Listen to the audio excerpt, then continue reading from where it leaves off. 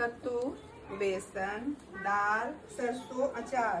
अचार, अच्छा ये अचार हम लोगों का फेमस है। ये मैं जब भी जाती हूँ लेके भी आती हूँ और ये भी लेके आती है। এটা নিয়ে আসে ও, ছাতু নিয়ে এসেছে, বেসন নিয়ে এসেছে, আর এই যে সরষে, এগুলো সব ঘরের ওদের। ये सब खेत ये तेरे घर में बनता है? सरसों होता है। सरसों और सत्तू बेसन। हाँ, ये भी होता है। আচ্ছা, এগুলো আমার পুরনো আর ও এগুলো নতুন ঢেলে ঢেলে রাখছে। नहीं होगा रे उसमें पूरा। थोड़ा बच जाएगा। ये क्या सत्तू है? हाँ, ये सत्तू है। আর ये বেসন है। আচার, এটা তো ফেমাস আচার ওখানকার। আমাদের এখানে আমার মা বাবা সবাই খেতে খুব ভালোবাসে এই আচার। ডাল নিয়ে এসেছে, এই যে ওদের ক্ষেতের।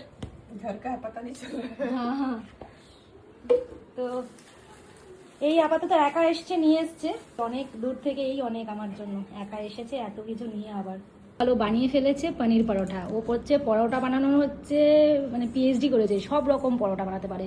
আর ওদের ওখানে বেশি পরোটাটাই চলে। আর আমি বানিয়ে নিয়েছি আমার স্পেশাল রেসিপি কোল্ড কফি।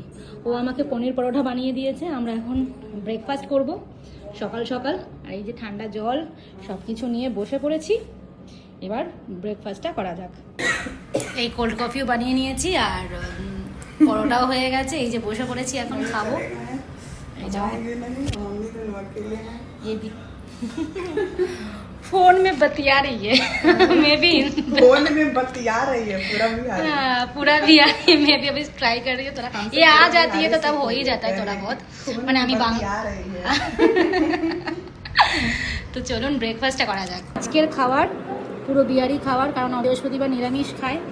এই যে আলু চোখা আর ডাল, এটা क्या মুগ ডাল বানাই কি মসুর মসুর ডাল বানাই, হ্যাঁ মসুর ডাল বানিয়েছে এরকম এই তড়কা ফড়কা দিয়ে একদম।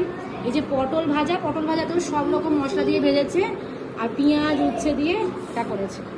তাহলে লাঞ্চটা করে নিই, আবার দেখা হবে নেক্সট ভিডিওতে।